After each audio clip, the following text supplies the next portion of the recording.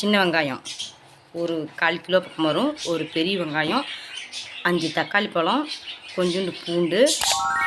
இப்போ 3 கிலோவுக்கு மீன் எனக்கு ஒரு நாம்பு தேவைப்படுற அளவுக்கு புளி எடுத்து வச்சுக்கிறேன்.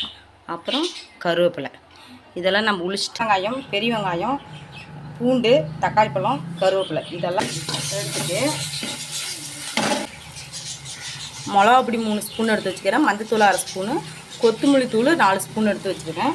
வச்சு சாம்பார் எடுத்து வச்சுக்கிறேன்.